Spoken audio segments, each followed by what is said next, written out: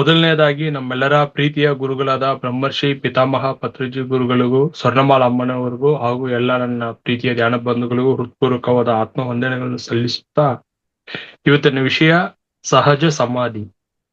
ಏನಿದು ಸಹಜ ಸಮಾಧಿ ಅಂದ್ರೆ, ಈಗ ನಮ್ಗೆ ಸಮಾಧಿ ಅಂದ್ರೆ ಕೇಳಿದೀವಲ್ವಾ, ಬಟ್ ಸಮಾಧಿ ಅಂದ್ರೆ ಏನು, ಇದರ ಅರ್ಥ ಏನು ಅಂದ್ರೆ, ತುಂಬಾ ಜನ ಏನ್ ಅನ್ಕೊಂಡಿದೆ ಅಂದ್ರೆ, ಸಮಾಧಿ ಅಂದ್ರೆ ನಾನು ಆಳವಾದ ಧ್ಯಾನಕ್ಕೆ ಹೋಗ್ಬಿಟ್ಟು ಅಲ್ಲಿ ನಾನು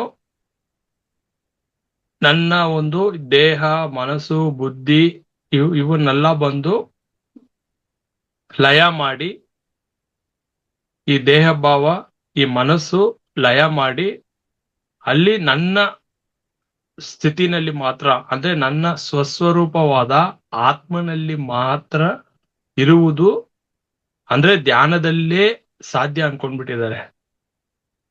ಅಂದ್ರೆ ಅಲ್ಲಿ ಸಂಪೂರ್ಣವಾಗಿ ಮನಸ್ಸು ಶೂನ್ಯ ಮಾಡಿ ತನ್ನಲ್ಲಿ ಮಾತ್ರ, ಅಂದ್ರೆ ತನ್ನ ಸ್ವರೂಪನಾದ ಆ ಆತ್ಮನಲ್ಲಿ ಮಾತ್ರ ಲೀನ ಆಗುವುದೇ ಸಮಾಧಿ ಅನ್ಕೊಂಡಿದ್ದಾರೆ.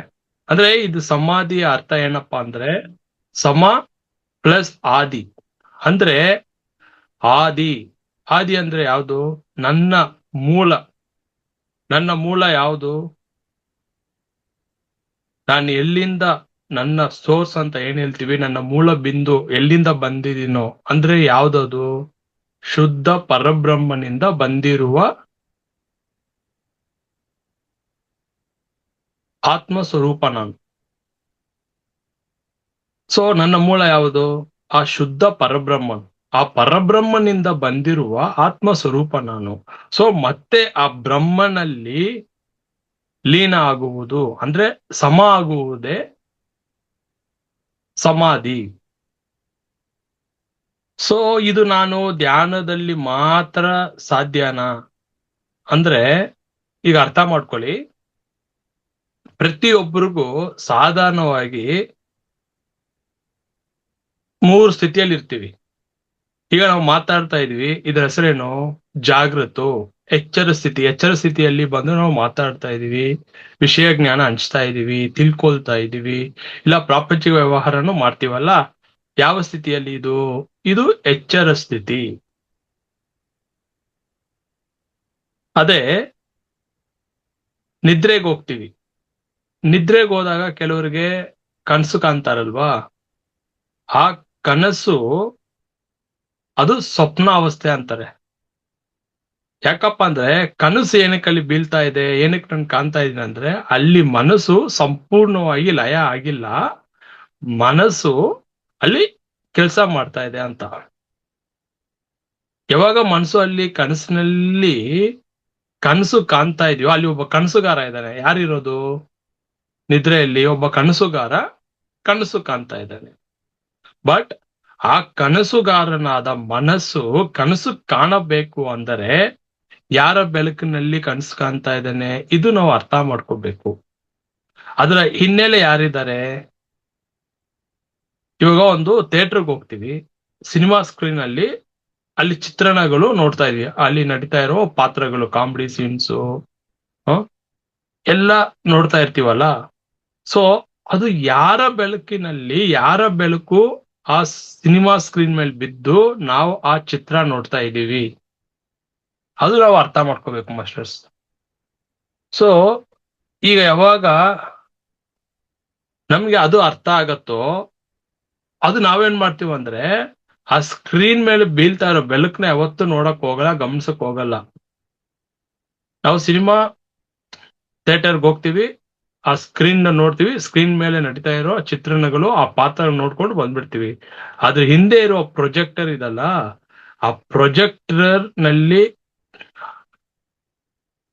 ಬರ್ತಿರುವ ಆ ಬೆಳಕು, ಆ ಸಿನಿಮಾ ಪ್ರೊಜೆಕ್ಟರ್ ನಿಂದ ಬರ್ತಾ ಇರುವ ಬೆಳಕು ಆ ಸ್ಕ್ರೀನ್ ಮೇಲೆ ಬಿದ್ದು ನಾವು ಅಲ್ಲಿ ಸಿನಿಮಾ ನೋಡ್ತಾ ಇದೀವಿ. ಅದನ್ನ ನಾವು ಹಿಂತಿರುಗಿ ನೋಡೋದೇ ಇಲ್ಲ. ಎಲ್ಲಿಂದ ಬರ್ತಾ ಇದೆ ಆ ಸ್ಕ್ರೀನ್ ಮೇಲೆ ಬೆಳಕು, ಎಲ್ಲಿಂದ ಬೀಳ್ತಾ ಇದೆ, ಆ ಬೆಳಕೇ ನಾನು, ಅದೇ ಆತ್ಮನ ಬೆಳಕು, ಅದೇ ಬ್ರಹ್ಮನ ಬೆಳಕು, ಅದೇ ನನ್ನ ಬೆಳಕು, ಅದೇ ನನ್ನ ಮೂಲ ಸ್ವರೂಪ. ಯಾವಾಗ ನಮ್ಗೆ ಇದು ಅರ್ಥ ಆಗುತ್ತೋ ನಾವೇನ್ ಮಾಡ್ತೀವಿ, ಇಲ್ಲಿ ದೇಹ ಮನಸ್ಸು ಇದನ್ನೆಲ್ಲ ತ್ಯಜಿಸ್ಬಿಡ್ತೀವಿ. ಇದು 2ನೇ ಸ್ಥಿತಿ ಸ್ವಪ್ನಾವಸ್ಥೆ. 3ನೇದು ಯಾವುದು? ಇದು ಸುಷುಪ್ತಿ ಅಂತಾರೆ, ಅಂದ್ರೆ ಗಾಢ ನಿದ್ರೆ. ಈಗ ಗಾಢ ನಿದ್ರೆನಲ್ಲಿ ಏನಾಗತ್ತೆ ಅಂದ್ರೆ ಪ್ರತಿಯೊಬ್ಬರಿಗೂ, ಯಾರು ಗಾಢ ನಿದ್ರೆಗೆ ಹೋಗಿರ್ತಾರಲ್ಲ ಅಲ್ಲಿ ನನ್ನ ದೇಹ ಭಾವ ಇಲ್ಲ, ಅಲ್ಲಿ ಮನಸ್ಸು ತಾತ್ಕಾಲಿಕವಾಗಿ ಲಯ ಆಗಿರುತ್ತೆ, ಅಲ್ಲಿ ನಾನು ಎಂಬ ವ್ಯಕ್ತಿತ್ವ ಈ ವಿಜಯಕಾಂತ್ ಇಲ್ಲ, ಈ ಪ್ರಪಂಚನೇ ಇಲ್ಲ. ಇದು ಪ್ರತಿಯೊಬ್ಬರಿಗೂ ಗಾಢ ನಿದ್ರೆನಲ್ಲಿ ಸಹಜವಾಗಿ ನಡೆಯುವಂಥದ್ದು ಅಲ್ವಾ. ಇದು ಪ್ರತಿಯೊಬ್ರು ಅನುಭವಿಸ್ತಾನೆ ಇರ್ತೀವಿ. ಬಟ್ ಅಲ್ಲಿ ನಾವು ಪ್ರಶ್ನೆ ಹಾಕೊಳ್ಳೋದೇ ಇಲ್ಲ. ಅಲ್ಲಿ ಇಲ್ಲಿ ನಾನ್ ಕಾಣ್ತಾ ಇರೋ ಜಗತ್ ಎಲ್ಲಿ ಹೋಯ್ತು, ಇಲ್ಲಿ ನಾನು ಎಂಬ ವ್ಯಕ್ತಿತ್ವ ಇಲ್ಲಿ ಗುರ್ತು ಇಟ್ಕೊಂಡಿದ್ದೀನಿಲ್ಲ ವಿಜಯಕಾಂತ್ ಅಂತ ಒಂದು ಸಮಾಜದಲ್ಲಿ, ಸೊ ಅದೆಲ್ಲಿ ಹೋಯ್ತು, ಈ ದೇಹ ಭಾವ ಎಲ್ಲಿ ಹೋಯ್ತು, ಅಲ್ಲಿ ಮನಸ್ಸು ಏನಾಯ್ತು, ಇದು ಪ್ರತಿಯೊಬ್ಬರು ಗಾರ್ಡನ್ ಇದ್ರಲ್ಲಿ ನಡೀತಾನೆ ಇರುತ್ತೆ. ಅಂದ್ರೆ ಅಲ್ಲಿ ಹೇಗೆ ಗಾರ್ಡನ್ ಇದ್ರಿನಲ್ಲಿ ನನಗೆ ದೇಹ ಭಾವ ಇಲ್ಲ, ಮನಸ್ಸು ಲಯ ಆಯ್ತು ತಾತ್ಕಾಲಿಕವಾಗಿ, ಅಲ್ಲಿ ನಾನು ಎಂಬ ಗುರುತು ನನ್ನ ವ್ಯಕ್ತಿತ್ವ ವಿಜಯಕಾಂತ್ ನಾನು ಏನಾಗಿದ್ದೀನಿ ಸಮಾಜದಲ್ಲಿ ಏನು ಅಲ್ಲಿ ನನಗೆ ಗೊತ್ತಾಗ್ತಾ ಇಲ್ಲ ಅಲ್ಲಿ. ಮತ್ತೆ ಅಲ್ಲಿ ಯಾರಿದ್ದಾರೆ ಅರ್ಥ ಮಾಡ್ಕೊಳ್ಳಿ ಸ್ವಲ್ಪ. ಬಟ್ ಅಲ್ಲಿ ಯಾರೋ ಒಬ್ಬ ಇದಾರಲ್ಲ, ಅದನ್ನ ನಾವು ಅರ್ಥ ಮಾಡ್ಕೋಬೇಕು. ಅಲ್ಲಿ ಯಾರಪ್ಪ ಇರೋದು ಅಂದ್ರೆ ಅಲ್ಲಿ ಇರುವುದೇ ಅವೇರ್ನೆಸ್ ಅಂತ ಹೇಳ್ತೀವಿ. ಆ ಅವೇರ್ನೆಸ್ ಅರಿವು, ಆತ್ಮನ ಅರಿವು. ಆ ಅರಿವು ಅಲ್ಲಿ ಪ್ರಜ್ಞೆಯಿಂದ ಇರುತ್ತದು. ಅದು ನಾನು ನಿದ್ರೆನಲ್ಲಿ ನಾನು ನಿದ್ರೆ ಸುಖವಾಗಿ ಅನುಭವಿಸಿದ್ನಲ್ಲ ಅದನ್ನ ಸಾಕ್ಷಿಯಾಗಿ ನೋಡ್ತಾ ಇರುತ್ತೆ. ಅದೇ ಅರಿವೇ ಕನಸಿನಲ್ಲಿ ಕೂಡ ಅದರ ಬೆಳಕಿನಲ್ಲೇ ಈ ಮನಸ್ಸು ಕನಸು ಕಾಣ್ತಾ ಇರೋದು, ನಾನಲ್ಲಿ ಕನಸು ಕಾಣ್ತಾ ಇರೋದು ಕೂಡ ಆ ಅರಿವಿನ ಬೆಳಕಿನಲ್ಲಿ. ಅದು ಸ್ವಪ್ನದಲ್ಲಿ ಕೂಡ ಸಾಕ್ಷಿಯಾಗಿ ನೋಡ್ತಾ ಇರುತ್ತೆ. ಈಗ ಅದರ ಈ ಅರಿವಿನ ಬೆಳಕು, ಅದರ ಅರಿವಿನ ಬೆಳಕು ಈ ದೇಹದ ಮೇಲೆ ಇರೋದ್ರಿಂದಾನೇ ಈ ದೇಹ ಶಕ್ತಿ ಚೈತನ್ಯ ಹೊಂದ್ತಾ ಇರೋದು. ಇಲ್ಲಾಂದ್ರೆ ಇದು ಕೂಡ ಜಡ. ಇವಾಗ ನಾನು ಒಂದು ಕೈ ಎತ್ತಬೇಕು ಅಂದ್ರೂ ಕೂಡ ಇದಕ್ಕೆ ಈ ದೇಹಕ್ಕೆ ಚೈತನ್ಯ ಶಕ್ತಿ ಇಲ್ಲ, ಇದರಿಂದ ಏನ್ ಮಾಡ್ಲಿಕ್ಕೆ ಆಗಲ್ಲ. ಸೊ ನಾ ಕೈ ಎತ್ತಬೇಕು, ಏನಾದ್ರೂ ನಾನು ಕರ್ಮ ಮಾಡ್ಬೇಕು ಅಂದ್ರೆ ಏನಾದ್ರು ಒಂದು ಕೆಲಸ ಮಾಡ್ಬೇಕಂದ್ರೂ ಕೂಡ ಏನಿರ್ಬೇಕು ನನ್ನಲ್ಲಿ, ಆ ಆತ್ಮ ಚೈತನ್ಯ ಶಕ್ತಿ ನನ್ನಲ್ಲಿ ಇರ್ಬೇಕು. ಆ ಅರಿವಿನ ಚೇತನ, ಆ ಬೆಳಕು, ಆ ಕರೆಂಟ್ ಅಂತೀವಿ ನಾವು. ನೋಡಿ ಹೇಗೆ ಈ ಕರೆಂಟು, ಈ ಕರೆಂಟ್ ಇಂದ ನಾವೆಲ್ಲಾನು ಉಪಯೋಗಿಸ್ಕೊಳ್ತೀವಿ. ಇದೇ ಕರೆಂಟು ಈ ಬಲ್ಬ್ಗೆ ಹರಿದಾಗ ಅದು ನಮ್ಗೆ ಬೆಳಕು ನೀಡುತ್ತೆ. ಅದೇ current mixie, fan, washing machine ಬಂದಾಗ ಅದಕ್ಕೆ ತಕ್ಕನಂತೆ ಅದನ್ನ ಉಪಯೋಗಿಸ್ಕೊಳ್ತೀವಿ. ಬಟ್ ಕರೆಂಟ್ ಏನಾದ್ರೂ ಹೇಳ್ಕೊಳತ್ತಾ? ಕರೆಂಟ್ ಏನು ಇಲ್ಲ, ಅದು ಸುಮ್ನೆ ಅದು ಚೈತನ್ಯ ಶಕ್ತಿ ಕೊಡೋದು ಅಷ್ಟೇನೆ, ಅದಕ್ಕೆ ಕೆಲಸ ಅದು. ಅದರಿಂದ ನಾನು ಮಿಕ್ಸಿ ಹಾಕೋಬಹುದು, ಗ್ರೈಂಡರ್ ಹಾಕೋಬಹುದು, ಇಲ್ಲ ಎ ಸಿ ಹಾಕ್ಬಹುದು. ಎ ಸಿಗೆ ಬಂದಾಗ ಅದು ಪರಿವರ್ತನೆ ಬೇರೆ. ಅದೇ ಆ ಕರೆಂಟು ನಾನು ವಾಷಿಂಗ್ ಮಿಷಿನ್ ಬಂದಾಗ ಅದ್ರ ಕೆಲ್ಸನೇ ಬೇರೆ. ಸೊ ಹಾಗೆ ಅದು ಬರೀ ಚೈತನ್ಯ ಅಷ್ಟೇನೆ. ಸೊ ಆ ಕರೆಂಟು, ಇವಾಗ ನಾವು ಟಿವಿ ನೋಡ್ತೀವಪ್ಪ, ಈಗ ಆ ಟಿವಿನಲ್ಲಿ ನಾವು ಏನಲ್ಲಿ ಚಿತ್ರಣ ನೋಡ್ತೀವಲ್ವಾ, ಏನೋ ಒಂದು ಪಾತ್ರ ನೋಡಿ ಸೀರಿಯಲ್ ನೋಡ್ತಾ ಇದೀವಿ. ಬಟ್ ಕರೆಂಟ್ ಏನಾದ್ರೂ ಅದಕ್ಕೇನಾದ್ರೂ ಇಚ್ಛೆ ಇದೆಯಾ? ಆ ಟಿವಿನಲ್ಲಿ ನಡೀತಾ ಇರೋ ಪಾತ್ರಗಳನ್ನ ಅದಕ್ಕೂ ಆ ಟಿವಿನಲ್ಲಿ ನಡೀತಾ ಇರೋ ಒಂದು ಸನ್ನಿವೇಶಗಳಿಗೂ ಆ ಕರೆಂಟ್ಗೂ ಏನ್ ಸಂಬಂಧನೇ ಇಲ್ಲ. ಸುಮ್ನೆ ಅದು ಕರೆಂಟ್ ಅದ್ರ ಪಾಡಿಗೆ ಹರಿತಾ ಇದೆ ಅಷ್ಟೇನೆ. ಅದು ಸಾಕ್ಷಿಯಾಗಿ ಹರಿತಾ ಇದೆ. ಸೊ ಆ ಕರೆಂಟ್ಗೂ ಆ ಟಿವಿನಲ್ಲಿ ನೋಡ್ತಾ ಇರುವ ಚಿತ್ರಣಗಳಿಗೂ ಏನ್ ಸಂಬಂಧನೇ ಇಲ್ಲ. ಸೊ ಹಾಗೆ ಆ ಕರೆಂಟೇ ಶುದ್ಧ ಪರಬ್ರಹ್ಮನು. ಆ ಕರೆಂಟೇ ಶುದ್ಧ ಚೈತನ್ಯ. ಇದು ನಾವು ಅರ್ಥ ಮಾಡ್ಕೋಬೇಕು. ಅಂದ್ರೆ ಯಾಕೆ ನಮ್ಗೆ ಈ ಸತ್ಯ ಅರ್ಥ ಆಗ್ತಾ ಇಲ್ಲ, ಯಾಕೆ ಇದು ಮರೆಯಾಗಿದೆ ಅಂದ್ರೆ, ಈ ಅಂತಃಕರಣಗಳಿದೆಯಲ್ಲ, ಯಾವುದು ಚಿತ್ತ, ಬುದ್ಧಿ, ಮನಸ್ಸು, ಅಹಂಕಾರ, ಇದು ಏನಾಗಿದೆ ಅಂದ್ರೆ ಆ ಸತ್ಯವನ್ನು ತಿಳಿದ ಹಾಗೆ ಇದು ಅದನ್ನ ಮುಚ್ಚಿಟ್ಟಿದೆ. ಎಲ್ಲಿಯವರೆಗೂ ಆ ಕರೆಂಟು ಅಂದ್ರೆ ಆ ಶುದ್ಧ ಪರಬ್ರಹ್ಮನ ಚೈತನ್ಯ ಶಕ್ತಿ ನನ್ನಲ್ಲಿ ಹರಿದಾಗ, ಈ ಅಂತಃಕರಣದಲ್ಲಿ ಹರಿದಾಗ, ಇದೆಲ್ಲ ಬೆಳಗ್ತಾ ಇರೋದು ಯಾರ ಬೆಳಕಿನಲ್ಲಿ ಅಂತ ಇವುಗಳಿಗೆ ಗೊತ್ತಿಲ್ಲ. ಈ ಅಂತಃಕರಣಗಳಿಗೆ ಚಿತ್ತ, ಬುದ್ಧಿ, ಮನಸ್ಸು, ಅಹಂಕಾರ ಇದೆಲ್ಲ. ಮನಸ್ಸು ಜಡ, ಈ ದೇಹವೂ ಜಡ, ಬುದ್ಧಿಯೂ ಜಡ. ಅಂದ್ರೆ ಇಲ್ಲಿ ನಾವೇನ್ ಅರ್ಥ ಮಾಡ್ಕೋಬೇಕು ಅಂದ್ರೆ, ಈ ನಾನು ನಾನು ಅಂತ ಹೇಳ್ತಿದ್ದೇನಲ್ಲ, ಅಂದ್ರೆ ಈ ಅಹಂ ತತ್ವದಿಂದ, ಅಹಂಕಾರದಲ್ಲಿ ನನ್ನಿಂದ ಏನು ಇಲ್ಲ ಅನ್ನೋದು ನಮ್ಗೆ ಅರ್ಥ ಆಗ್ತಿಲ್ಲ. ನಾನ್ ಮಾಡ್ತಾ ಇದ್ದೀನಿ, ನನ್ನಿಂದಲೇ ಅಂತ ನಾವು ಅಜ್ಞಾನದಲ್ಲಿ ಹೇಳ್ಕೊಂಡ್ ಬರ್ತಾ ಇದೀವಿ. ಬಟ್ ಇದಕ್ಕೆ ಕಾರಣಕರ್ತ ಯಾರು? ಆ ಕರ್ತನನ್ನು ನಾವು ಅರ್ಥ ಮಾಡ್ಕೋಬೇಕು. ಆ ಚೈತನ್ಯ ಶಕ್ತಿ, ಆ ಕರೆಂಟ್ ಇಲ್ಲ ಅಂದ್ರೆ ಈ ದೇಹ ಬಿದ್ದೋಗ್ಬಿಡತ್ತೆ. ಎಲ್ಲಿಯವರೆಗೂ ಆ ಕರೆಂಟು ನನ್ನಲ್ಲಿ ಹರಿತಾ ಇರುತ್ತೋ ಅಲ್ಲಿಯವರೆಗೂ ಬುದ್ಧಿ ಬೆಳಗ್ತಾ ಇರುತ್ತೆ, ಮನಸ್ಸು ಬೆಳಗ್ತಾ ಇರುತ್ತೆ. ನನ್ನ ದೇಹದಲ್ಲಿರುವ ಎಲ್ಲ ಅವಯವಗಳು ಕೂಡ ಜಡ. ನಾನು ಯಾವ್ದನ್ನೆಲ್ಲ ಬಂದು ನನ್ನ ಹೃದಯ, ನನ್ನ ಕರಳು, ನನ್ನ ಕಿಡ್ನಿ ಅಂತ ಏನೆಲ್ಲ ಹೇಳ್ತಾ ಇದೀವಲ್ಲ, ಇದೆಲ್ಲ ಬಂದು ಹೇಗ್ ನಡೀತಾ ಇದೆ ಅಂತ ನಾವು ಪ್ರಶ್ನೆ ಹಾಕೋಬೇಕು. ಅವನ್ ಕರೆಂಟ್ ದೇಹದಲ್ಲಿ ಹರಿದಿಲ್ಲ ಅಂದ್ರೆ ಆ ಚೈತನ್ಯ ಶಕ್ತಿ ಇವು ಯಾವ್ದು ಕೆಲಸ ಮಾಡಲ್ಲ. ಹೇಗೆ ನೋಡಿ, ನಾವು ಊಟ ಮಾಡ್ಕೊಂಡು ಮಲ್ಕೊಂಡ್ ಬಿಡ್ತೀವಲ್ವಾ, ಹೇಗೆ ಅದು ಜೀರ್ಣಕ್ರಿಯೆ ನಡೀತಾ ಇದೆ, ಅದು ಹಿನ್ನೆಲೆ ಯಾವ್ದು ಇರುವುದು, ಅದನ್ನು ಅರ್ಥ ಮಾಡ್ಕೋಬೇಕದು. ಹೇಗೆ ಇದೆಲ್ಲ ನಡೀತಾ ಇದೆ ಪ್ರಾಸೆಸ್ ನಮ್ಮ ದೇಹದಲ್ಲಿ, ಆ ಚೈತನ್ಯ ಶಕ್ತಿಯಿಂದಲೇ. ಅದಕ್ಕೆ ಆ ಪರಮಾತ್ಮನ ಶಕ್ತಿ, ಆ ಬ್ರಹ್ಮನ ಚೈತನ್ಯ ಶಕ್ತಿ, ಅದನ್ನ ನಾವು ತಿಳ್ಕೋಬೇಕು. ನಾವೇನ್ ಮಾಡ್ಕೊಂಡಿವ ಅಂದ್ರೆ ಆ ಚೈತನ್ಯ ಶಕ್ತಿಯನ್ನ ಅದನ್ನ ಅಸಡ್ಡೆ ಮಾಡ್ಬಿಟ್ಟಿದೀವಿ. ಅದೇ ಇಲ್ಲಿ ನಮ್ ಪ್ರಾಬ್ಲಮ್. ಸೊ ನಾವು ಬೇರೆ ತರ ಅರ್ಥ ಮಾಡ್ಕೊಂಡ್ಬಿಟ್ಟಿದೀವಿ. ಈ ಪ್ರಾಣವಾಯು, ಸೊ ಇದರಿಂದ ಇದಕ್ಕೆಲ್ಲ ನೋಡಿ, ಈ ನಾವೇನು ಪ್ರಾಣ ಅಂತ ಹೇಳ್ತೀವಲ್ಲ, ಈ ಪ್ರಾಣ ಕೂಡ ಜಡ.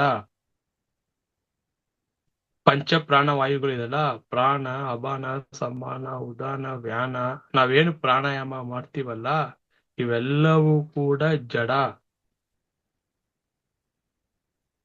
ಆ ಪರಬ್ರಹ್ಮನ ಆ ಚೈತನ್ಯ ಶಕ್ತಿ ನನ್ನಲ್ಲಿ ಹರಿದಿಲ್ಲ ಅಂದ್ರೆ ನಾನು ಉಸಿರಾಡಕ್ಕೂ ಆಗಲ್ಲ. ಈ ಉಸಿರು, ಈ ಶ್ವಾಸವೂ ಕೂಡ ಜಡ. ಸೊ ಇದನ್ನ ನಾನು ಅರಿವಿನಲ್ಲಿ ಇಟ್ಟು ನಾನು ಏನೇ ಮಾಡಿದ್ರು ಕೂಡ, ಸೊ ಇದಕ್ಕೆಲ್ಲ ಮೂಲ ಕಾರಣ ಯಾವುದು, ಆ ಮೂಲ ಬಿಂದು ಯಾವುದು, ಇದನ್ನ ನಾನು ಅರ್ಥ ಮಾಡ್ಕೊಂಡು ಮಾಡ್ಬೇಕು. ಆ ಕರೆಂಟ್ ಇಲ್ಲ ಅಂದ್ರೆ ನಾನು ಶ್ವಾಸ ತಗೊಳಕ್ ಆಗಲ್ಲ. ನಾನೇ ಅನ್ಕೊಂಡ್ಬಿಟ್ಟಿದ್ದೀನಿ ನಾನು ಹೊರಗಡೆಯಿಂದ ಶ್ವಾಸ ತಗೊಳ್ತಾ ಇದ್ದೀನಿ ಆಮ್ಲಜನಕದಿಂದ. ಅರ್ಥ ಮಾಡ್ಕೊಳ್ಳಿ. ಯಾಕಂದ್ರೆ ಬಾಹ್ಯವಾಗಿರುವ ವಾಯು ಕೂಡ ಜಡ. ಅದು ಅದಕ್ಕೆ ಅದರ ಹೆಸರು ವಾಯು ಅಂತ. ಬಟ್ ಯಾವಾಗ ಅದು ಪ್ರಾಣವಾಯು ಆಗತ್ತೆ, ಬಾಹ್ಯವಾಗಿರುವುದು ಅದು ಜಡ ವಾಯು. ಅದು ನನ್ನ ಒಳಗಡೆ ತಗೊಂಡಾಗ ಆ ಪ್ರಾಣದ ಜೊತೆ ಬೆರೆತಾಗ ಅದರ ಹೆಸರು ಪ್ರಾಣವಾಯು. ಅದು ಯಾವಾಗ ನನ್ನ ಆಂತರಿಕವಾಗಿ ನಾನು ತಗೊಳ್ತೀನಲ್ಲ, ಅವಾಗ ಅದು ಪ್ರಾಣ ಬರುತ್ತೆ ಅದಕ್ಕೆ. ಅದರ ಹೆಸರು ಪ್ರಾಣವಾಯು. ಸೊ ಈ ಪ್ರಾಣವಾಯು ಕೂಡ ಕೆಲಸ ಮಾಡಬೇಕು ಅಂದ್ರೆ ಈ ಪಂಚ ಪ್ರಾಣವಾಯುಗಳು ಕೂಡ ಯಾವುದರ ಆಧಾರ? ಈ ಆಧಾರವನ್ನು ನಾವು ತಿಳ್ಕೋಬೇಕು. ತುಂಬಾ ಸಿಂಪಲ್ ಇದು. ಇದಕ್ಕೆ ಆಧಾರವಾಗಿರೋದು ಯಾವುದು? ಚೈತನ್ಯ ಶಕ್ತಿ, ಕರೆಂಟು. ಅದರ ಹೆಸರೇ ಬ್ರಹ್ಮನ್. ಬ್ರಹ್ಮನ್ ಬಂದು ಕರೆಂಟ್ ತರ. ಅವನ್ ಬರೀ ಚೈತನ್ಯ ಶಕ್ತಿ ಇಡೋದಷ್ಟೇ. ಅವನಿಗೇನು ಇಚ್ಛೆ ಇಲ್ಲ ಅದ್ ಮಾಡ್ಬೇಕು ಇದ್ ಮಾಡ್ಬೇಕಂತೆಲ್ಲ ಹೇಳಿ. ಸಹಜವಾಗಿದ್ದಾನೆ. ಯಾವ ವಿಷಯದಲ್ಲೂ ಅವನ್ ಮೂಗ್ ತೂರ್ಸಲ್ಲ. ತನ್ನಿಷ್ಟಕ್ಕಿದಾನ ಅವನು. ಅವನ್ಗೆ ಯಾವ ಕರ್ಮ ಮಾಡ್ಬೇಕು, ಸಾಧನೆ ಮಾಡ್ಬೇಕು ಏನ್ಬೇಕು ಇಚ್ಛೆನೂ ಇಲ್ಲ. ಅವನ್ ನೀಡ್ತಾ ಇರೋ ಅವನ್ನ ಅವನಿಂದ ಹರಿತಾ ಇರೋ ಈ ಕರೆಂಟು ಈ ದೇಹವನ್ನು ಇಟ್ಕೊಂಡು ನೀನ್ ಏನ್ ಬೇಕಾದ್ರೂ ಮಾಡ್ಬೋದು. ಧ್ಯಾನ ಮಾಡ್ತೀಯ, ಧ್ಯಾನ ಸಾಧನೆ ಮಾಡು, ಯೋಗ ಸಾಧನೆ ಮಾಡು, ಇಲ್ಲ ಪ್ರಾಪಂಚಿಕವಾಗಿ ಏನೋ ಸಾಧನೆ ಮಾಡ್ಬೇಕಾ ಪ್ರಾಪಂಚಿಕ ಸಾಧನೆ ಮಾಡು. ಬಟ್ ಇದ್ರ ಹಿನ್ನೆಲೆಯಲ್ಲಿ ಒಬ್ಬ ನನ್ನ ನಡೆಸ್ತಾ ಇದ್ದಾನೆ, ಇವ ಸಾಧನೆಗೆ ಮೂಲ ಕಾರಣ ಅವನೇ ಎಂಬ ಅರಿವು ಸದಾ ನಮ್ಗೆ ನೆನಪಿರ್ಬೇಕು. ಅಂದ್ರೆ ನಮ್ಗೆ ಏನಾಗ್ಬಿಟ್ಟಿದೆ ಅಂದ್ರೆ, ನಾವು ಕಣ್ಣಿಗೆ ಕಾಣುವ ಎಲ್ಲ ವಿಷಯಗಳು ವಸ್ತು ಕೂಡ ಸತ್ಯದ ಹಾಗೆ ತೋರ್ತಾ ಇದೆ. ಇದೇ ದೊಡ್ಡ ಅಜ್ಞಾನ. ಏನಪ್ಪಾ ಜ್ಞಾನಿಗಳಿಗೂ ಸಾಮಾನ್ಯ ವ್ಯಕ್ತಿಗೂ ಏನಪ್ಪಾ ವ್ಯತ್ಯಾಸ ಅಂದ್ರೆ, ಈ ಜಗತ್ತು ಒಂದು ಕನಸು ಅಂತ ಅವ್ರಿಗೆ ಗೊತ್ತು. ನನ್ನ ಈ ಜೀವನ ಅಂತ ಏನಿದೆ ಅಲ್ಲ, ಇವೆಲ್ಲವೂ ಕೂಡ ಒಂದು ಕನಸು ಅಷ್ಟೇನೆ. ಇಲ್ಲಿ ಒಂದು ಪಾತ್ರ ನಾನು ಏನ್ ಮಾಡ್ತಾ ಇದ್ದೀನಲ್ಲ, ಏನೋ ಒಂದು ಪಾತ್ರ ಮಾಡ್ತಾ ಇರ್ತೀನಿ ಈ ಕುಟುಂಬದಲ್ಲಿ, ಸಮಾಜದಲ್ಲಿ.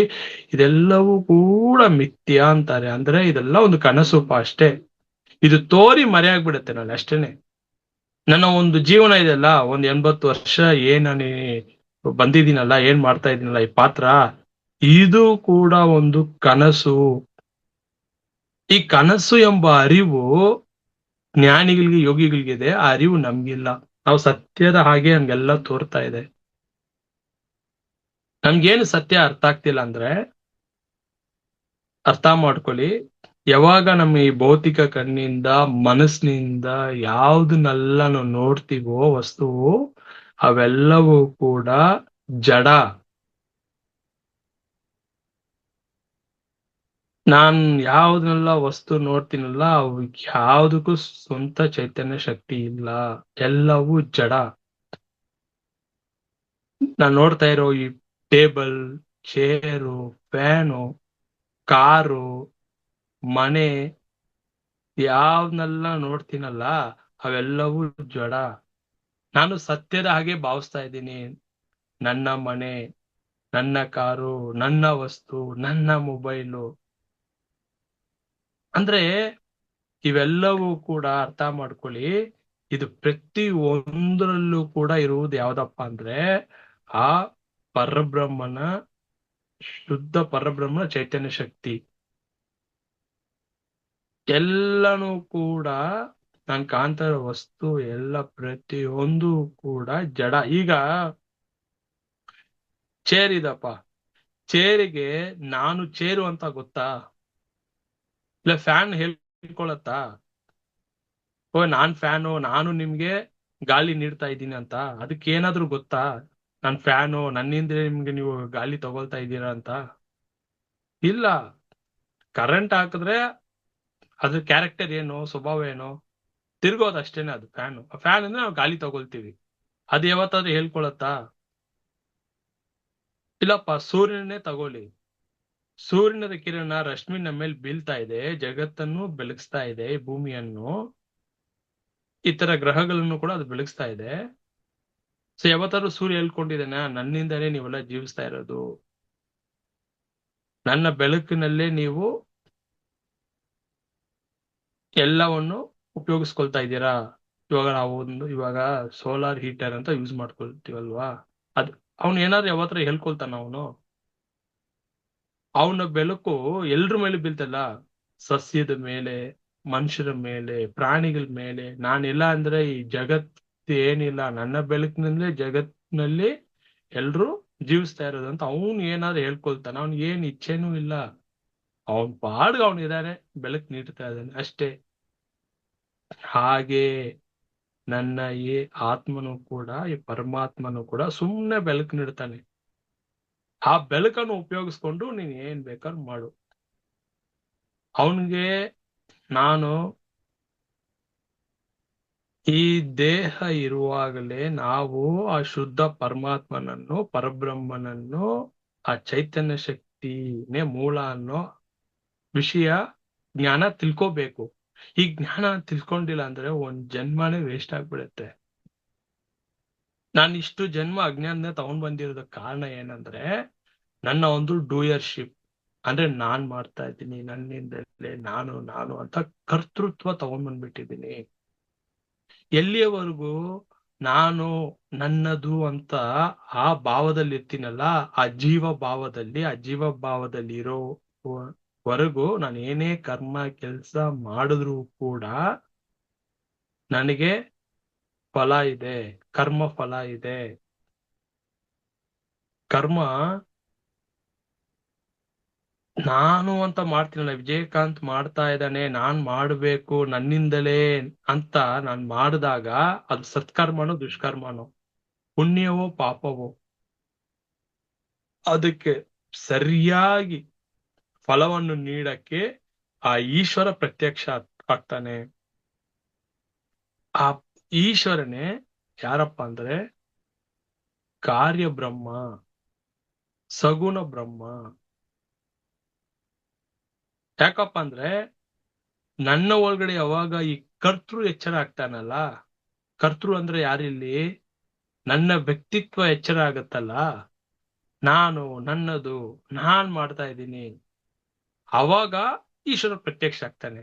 ಅದನ್ನೇ ಜೀವ, ಜಗತ್ತು, ಈಶ್ವರ ಅಂತಾರೆ. ಯಾವಾಗ ಈ ಜೀವ ಎಚ್ಚರಿಸ್ಕೊಳ್ತಾನಲ್ಲ ನಾನು ನನ್ನದು ಅಂತ, ಅವಾಗ ಏನಾಗತ್ತಂದ್ರೆ ಈ ಪ್ರಪಂಚ ನನ್ಗೆ ಈ ಪ್ರಪಂಚದಲ್ಲಿ ಈ ಪ್ರಪಂಚ ಕಾಣಿಸತ್ತೆ. ಈ ಪ್ರಪಂಚದಲ್ಲಿ ನಾನ್ ಮಾಡ್ತಾ ಇದ್ದೀನಿ ಎಂಬ ಜೀವಭಾವ ಬಂದ್ಬಿಡುತ್ತೆ ನನ್ಗೆ. ಈ ಪ್ರಪಂಚ ಸತ್ಯದ ಹಾಗೆ ನಾನು ಭಾವಿಸ್ತೀನಿ. ಇದು ಕನಸು ಕನಸು ಅಂತ ಎಷ್ಟೋ ಮಹಾತ್ಮರು, ರಮಣರು, ಎಷ್ಟೋ ಮಹಾಪುರುಷರು, ಯೋಗ ವಸಿಷ್ಠರು ಶ್ರೀರಾಮನಿಗೆ ಹೇಳ್ತಾರೆ, ಈ ಜಗತ್ತು ಒಂದು ಕನಸಪ್ಪ, ಇದು ಒಂದು ಕಲ್ಪನೆ, ಇದು ಸತ್ಯ ಅಲ್ಲ ಅಂತ ಹೇಳಿದ್ರು ಕೂಡ ನಾವು ಅದನ್ನ ಒಪ್ಕೊಳ್ಳಕ್ಕೆ ರೆಡಿ ಇಲ್ಲ. ಸತ್ಯ ಅಂತ ಭ್ರಮೆನಲ್ಲಿ, ಭ್ರಾಂತಿನಲ್ಲಿ ಜೀವಿಸ್ತಾ ಇದೀವಿ. ಇವಾಗ ಶಂಕರಾಚಾರ್ಯರು ಕೂಡ ಜಗತ್ ಮಿಥ್ಯ ಅಂತ ಹೇಳಿದ್ದಾರೆ. ಅಂದ್ರೆ ಅವ್ರು ಸುಳ್ಳು ಅಂತ ಹೇಳಿಲ್ಲ, ಇದು ಒಂದು ಕನಸು ಅಪ್ಪ ಅಷ್ಟೇ. ಇವಾಗ ನಿದ್ರೆನಲ್ಲಿ ನೀವು ಒಂದು ಕನಸು ಕಾಣ್ತೀನಿ, ಆ ಕನಸಿನಲ್ಲಿ ಒಂದು ಲೋಕ ಪ್ರಪಂಚ ಸೃಷ್ಟಿ ಆಯ್ತು. ಆ ಪ್ರಪಂಚದಲ್ಲಿ ನಾನು ಏನೋ ಅಲ್ಲಿ ಖುಷಿ ಅನುಭವಿಸ್ಬೋದು, ದುಃಖ ಅನುಭವಿಸ್ಬೋದು, ಭಯವನ್ನು ಅನುಭವಿಸ್ಬೋದು, ಬಟ್ ಸತ್ಯದ ಹಾಗೆ ಅಲ್ಲಿ ತೋರ್ತಾ ಇದೆ ಪ್ರತಿಯೊಂದು ಕೂಡ. ಆದ್ರೆ ಅದು ನಾನು ಎಚ್ಚರ ಆದಾಗ ನನ್ಗೆ ಏನ್ ಅನ್ಸುತ್ತೆ, ಅಲ್ಲಿ ಏನ್ ಅರಿವಾಯ್ತು, ಅಲ್ಲಿ ಅದು ಕನಸು, ಸತ್ಯನ ಇಲ್ಲ. ಬಟ್ ಸತ್ಯದ ಹಾಗೆ ಅಲ್ಲಿ ಅಲ್ಲಿ ಎಲ್ಲವೂ ಕೂಡ ಘಟನೆ ನಡೆದಿರೋದೆಲ್ಲ ಕೂಡ ನನಗೆ ಸತ್ಯದ ಹಾಗೆ ನಾನು ಭಾವಿಸ್ದೆ.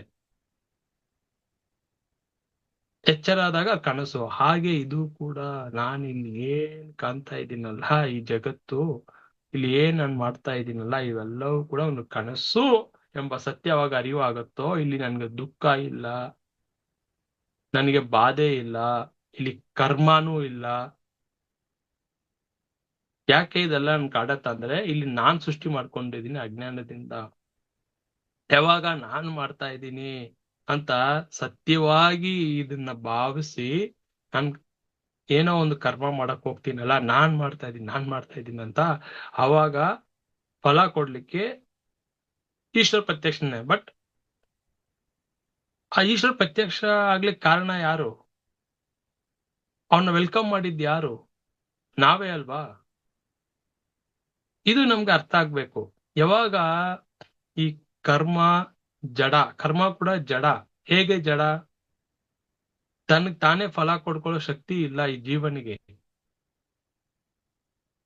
ನಾನು ಏನೇ ಕರ್ಮ ಮಾಡಿದ್ರು ಕೂಡ ಸಾಮಾಜಿಕವಾಗಿ, ಲೌಕಿಕವಾಗಿ, ಆಧ್ಯಾತ್ಮಿಕವಾಗಿ ನಾನು ಏನೇ ಸೇವೆ ಏನೇ ಮಾಡಿದ್ರು ಕೂಡ ಅದಕ್ಕೆ ಫಲ ಕೊಡುವ ಒಬ್ಬ ಈಶ್ವರ ಬೇಕು ನಮ್ಗೆ. ಆ ಈಶ್ವರನಿಂದ ಫಲ ನಮ್ಗೆ ಸಿಗುವುದು.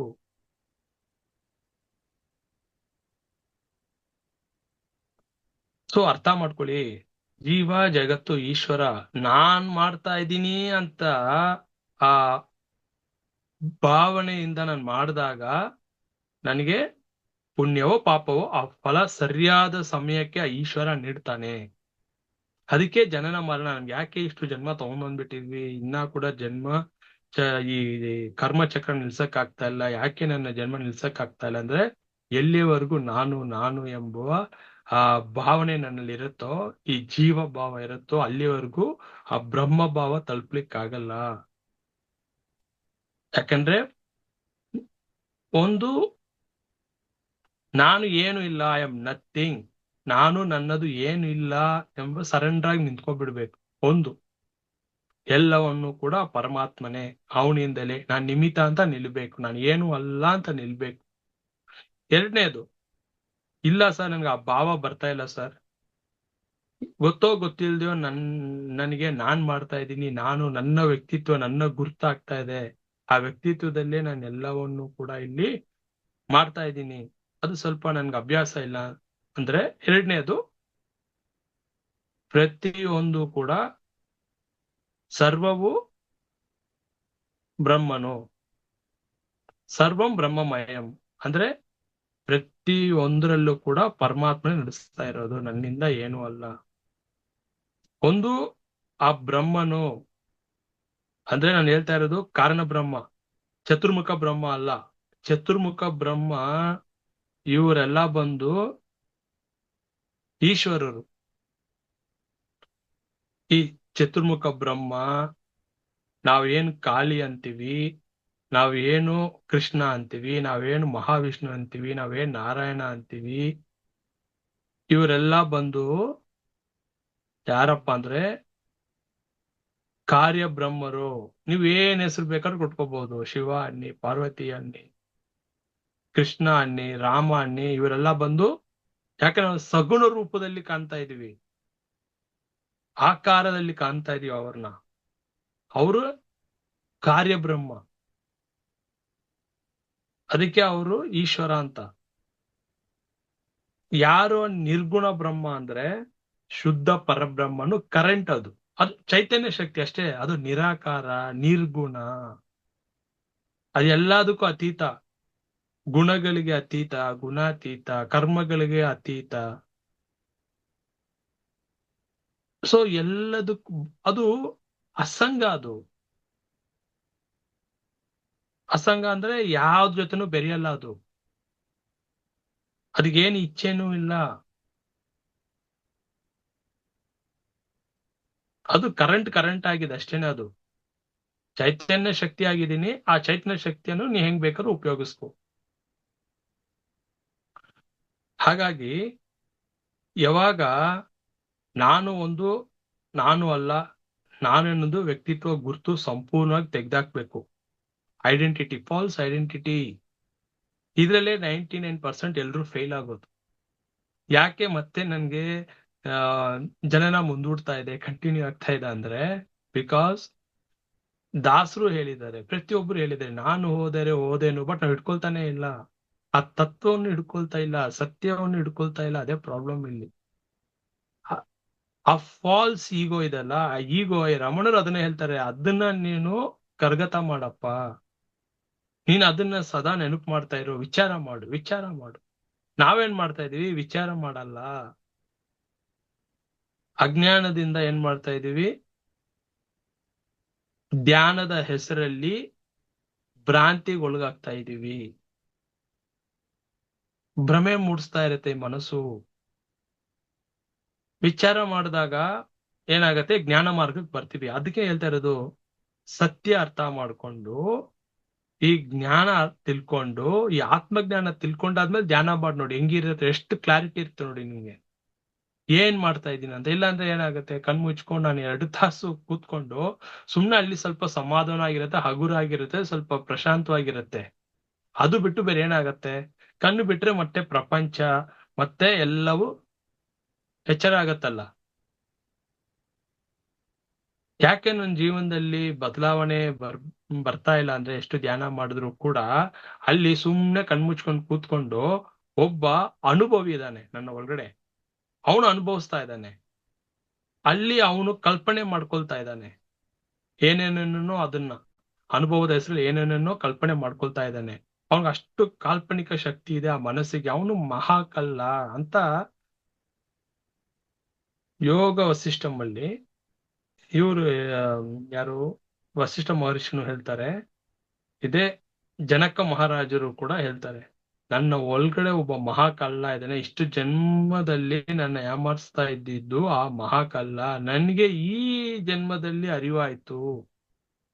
ನನ್ನ ಇಷ್ಟು ಜನ್ಮಗಳಿಗೆ ಕಾರಣ ಈ ಮನಸ್ಸೇ, ಈ ಅಹಂಕಾರಿನೇ, ಇವನೇ ನನ್ನ ಏಮಾರಿಸಿ ಏಮಾರಿಸಿ ಆ ಸತ್ಯವನ್ನು ತಿಳಿಯದ ಹಾಗೆ ನನ್ನನ್ನು ಮುಚ್ಚಿಟ್ಟು ಅದನ್ನ ಮರೆ ಮಾಡಿ, ಅದನ್ನ ಮರೆಯೋ ಹಾಗೆ ಮಾಡಿ ನನ್ನನ್ನ ಯಾಮಾರಿಸ್ತಾ ಇದ್ದ. ಈ ಜಗತ್ತು ಸತ್ಯ, ನನ್ನನ್ನು ಬಂಧಿತ ಮಾಡಿಟ್ಟಿದ್ದ.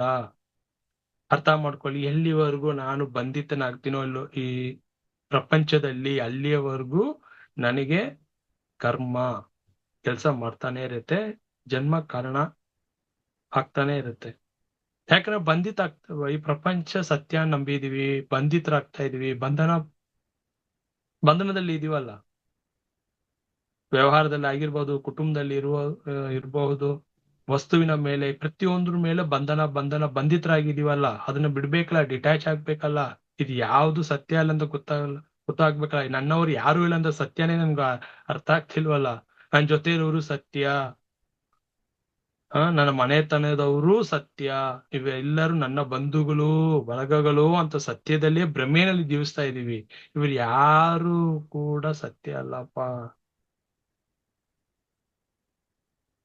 ಇದೆಲ್ಲ ಒಂದು ಕನಸು, ಅವ್ರವ್ರ ಪಾತ್ರ ಮಾಡ್ತಾ ಇದಾರೆ ಅಷ್ಟೇನೆ. ಇದು ಜೀವನ ಒಂದು ನಾಟಕ ರಂಗ. ಈ ನಾಟಕವನ್ನು ಅನುಭವಿಸಿ ಅಷ್ಟೇ, ಸುಮ್ನೆ ಜಾಲಿಯಾಗಿ ನೋಡಿ, ಸಾಕ್ಷಿಯಾಗಿ ನೋಡಿ. ಇದು ಕೂಡ ನಾನು ಇವಾಗ ಏನಿಲ್ಲಿ ಜೀವನ, ಇವಾಗ ವಿಜಯಕಾಂತ್ಗೂ ಒಂದು ಜೀವನ ಇದೆ ಅಲ್ಲಪ್ಪ. ಇದು ನನಗೆ ಗೊತ್ತು, ಇದು ಒಂದು ಕನಸು. ಇದು ಅಷ್ಟೇ, ಇದು ಒಂದು ಕನಸು. ಈ ಜೀವನ ಒಂದು ಕನಸು. ಇದು ಕನಸು, ಸುಮ್ನೆ ನೋಡ್ಬೇಕು ಪಾತ್ರ. ಆ ಕನಸಿನಲ್ಲಿ ಏನ್ ಪಾತ್ರ ನಡೀತಾ ಇದೆಯಲ್ಲ, ಈಗ ನನ್ನ ಜೀವನದಲ್ಲಿ ಈ ವಯಸ್ಸಲ್ಲಿ ಏನೇನ್ ಆಗ್ಬೇಕು ಎಂಬುದೆಲ್ಲ ಕೂಡ ಈಶ್ವರನ ಒಂದು ಕಲ್ಪನೆ. ಈ ಜೀವನ, ನನ್ನ ಒಂದು ಲೈಫ್ ಅಂತ ಏನಿದೆಲ್ಲ, ಇದು ಒಂದು ಕನಸು ಅಷ್ಟೇ. ಈ ಕನಸು ಅಂತ ನನ್ಗೆ ಅರಿವಾಗ್ಬೇಕು, ಆ ಸತ್ಯ ಅರಿವಾಗ್ಬೇಕು. ಇಲ್ಲಾಂದ್ರೆ ಏನಾಗುತ್ತೆ, ಭವಿಷ್ಯ ಅವ್ನು ಗುರಿ ಇಟ್ಕೋಬೇಕು, ಅದ್ ಮಾಡ್ಬೇಕು, ಇದ್ ಮಾಡ್ಬೇಕು ಅಂತ ಏನ್ ಮಾಡ್ತೀನಿ, ಸಾಧನೆ ಮಾಡ್ಬೇಕು ಅಂತ ಅಜ್ಞಾನದಲ್ಲಿ ಮುಳುಗೋಗ್ಬಿಡ್ತೀನಿ ನಾನು. ಯಾವಾಗ ನನಗೆ ಇದು ಕನಸು ಎಂಬುದು ಅರ್ಥ ಆಗತ್ತೋ, ಅವಾಗ ನಾನು ಯಾವ್ದಕ್ಕೂ ಮುಖ್ಯತ್ವ ಕೊಡಲ್ಲ. ಯಾವ ವಸ್ತುಗೂ, ಯಾವ ವ್ಯಕ್ತಿಗೂ, ಯಾವುದಕ್ಕೂ ಮುಖ್ಯತ್ವ ಕೊಡಲ್ಲ ನಾನು. ಅದರ ಹೆಸರೇ ಸಹಜ ಸಮಾಧಿ.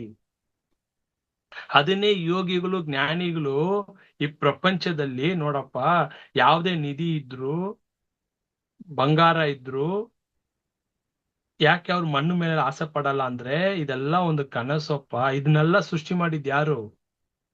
ನಾನೇ ಸೃಷ್ಟಿ ಮಾಡಿದ್ದು ಈ ಪ್ರಪಂಚವನ್ನು. ಇವತ್ ನಾವೇನು ಈ ಚಿನ್ನ, ಬಂಗಾರ, ವಜ್ರ, ವೈಡೂರ್ಯ ಎಲ್ಲ ಕೂಡ ನನ್ನದೇ. ಅದನ್ನ ಕೂಡ ಸೃಷ್ಟಿ ಮಾಡಿದ್ ನಾನೇ. ಬಟ್ ನಾನು ಅಜ್ಞಾನದಲ್ಲಿ ನಾನು ಅದನ್ನ ಪಡ್ಕೋಬೇಕು ಅಂತ ಅದ್ರ ಮೇಲೆ ಆಸೆ ಪಡ್ತಾ ಇದ್ದೀನಿ ಅಜ್ಞಾನದಿಂದ. ಇದೆಲ್ಲ ನನ್ನದೇ,